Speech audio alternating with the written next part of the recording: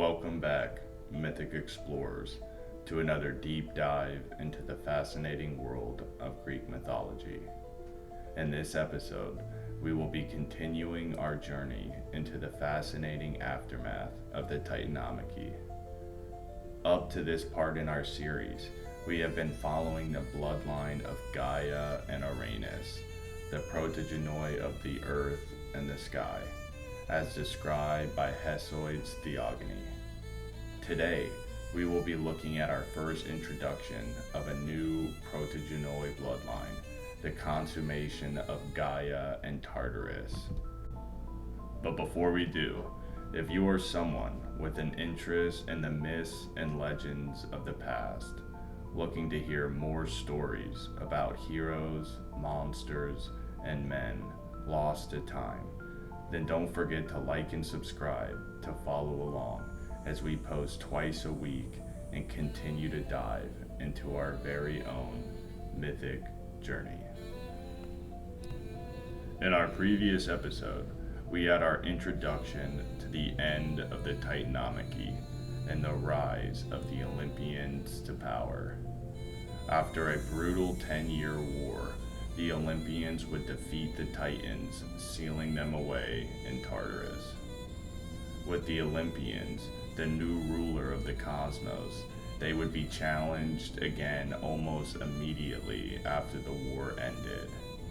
Now, let us journey into the clash of Zeus and Typhoeus. With her Titan children yet again imprisoned inside her being, Gaia could no longer bear the pain. Angry about the defeat of the Titans, she sought revenge against Zeus and the Olympian pantheon. She had been impregnated by Tartarus thanks to golden Aphrodite, and then gave birth to her last child, Typhoeus, or Typhoon, a monstrous being destined to challenge Zeus's power. Typhoeus was no ordinary monster.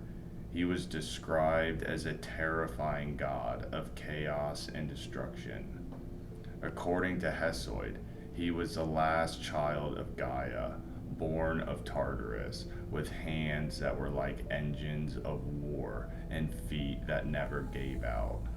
From his shoulders sprouted 100 dragon heads with flickering tongues, fiery eyes, and flaming mouths. Each head emitted a cacophony of sounds. In Hesiod's Theogony, he described the symphony of horrific sounds, including voices the gods could understand, the bellowing of a bull, the roar of a lion, the yapping of puppies, and the hissing of a serpent. He was a symbol of chaos and order, a direct threat to the structured rule of Zeus and the Olympians. This wasn't just a physical threat, but also a symbolic one, as the monster represented the primal forces of chaos attempting to overthrow the established order of the cosmos. He challenged the balance achieved after the Titanomachy. With his birth, Gaia unleashed him to challenge Zeus's authority in a direct attempt to overthrow the Olympian pantheon, in hopes to bring the world back into the chaos that had existed before the rise of the gods and the Titans. The battle between Zeus and Typhoeus was cataclysmic. The entire cosmos seemed to tremble. Zeus charged from Olympus, unleashing his full might, hurling thunderbolts at the monster, generating intense heat that caused the earth to roar and the oceans to boil. Typhoeus, in turn, unleashed his monstrous power, with his 100 heads spewing fire and his multiple voices creating a terrifying cacophony. The battle was so intense that even Hades, the lord of the dead, could feel the underworld tremble, and the Titans, still imprisoned in Tartarus, huddled in fear. Despite the incredible power of Typhoeus, Zeus's might and experience prevailed. He unleashed the full force of his thunderbolts, striking and burning each of Typhoeus's heads. He beat down the monster until it was maimed and groaning in pain. Zeus then hurled the defeated Typhoeus into the depths of Tartarus, where the Titans had been imprisoned. This act sealed the victory of the Olympians and re-established the cosmic order under Zeus's rule. This final act ensured that the chaotic influence of Typhoeus would be contained. The battle's aftermath shows the significance of Zeus's victory, cementing his position as the supreme ruler by defeating Typhoeus, ensuring the safety and stability of the cosmos. Typhoeus was defeated by Zeus in battle after challenging him to free the Titans. Zeus trapped Typhoeus under Mount Etna, where he remains to this day. Some say that Typhoeus' struggles to break free from his prison caused the volcanic eruptions from Mount Etna in the years following his defeat. Homer's poems would give other accounts for Typhoeus' imprisonment. We know he was cast into Tartarus by Zeus, but there is also the legend of him being imprisoned under Mount Etna. Furthermore, the two poets would also state that Typhoeus was imprisoned in the land of the Amiri. The land of the Amiri is a mythical tribe of people. His lover was also trapped there with him.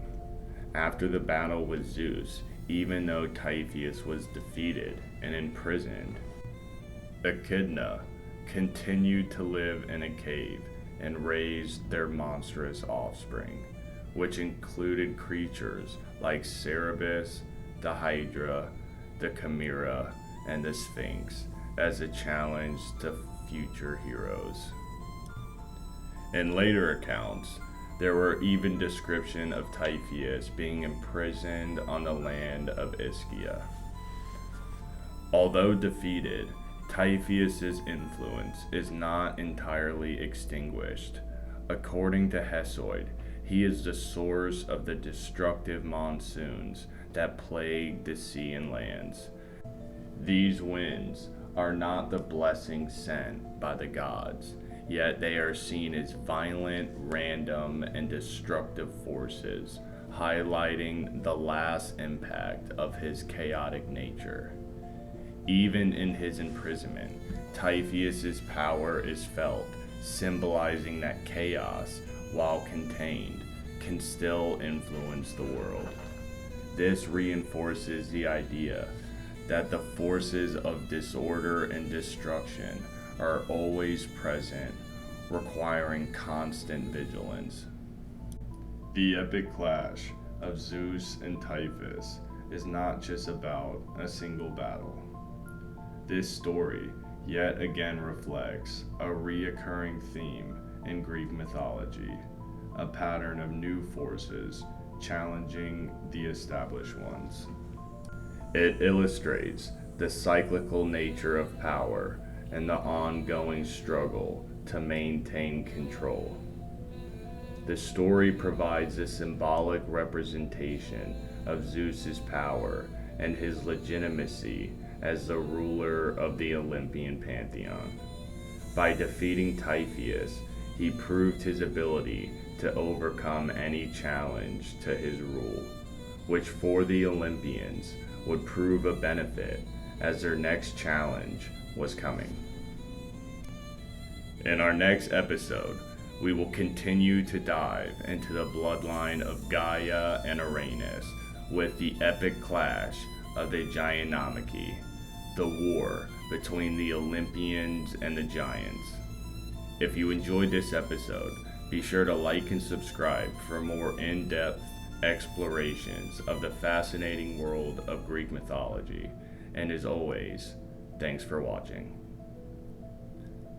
The devotee of myth is in a way a philosopher, for myth is made up of things that cause wonder.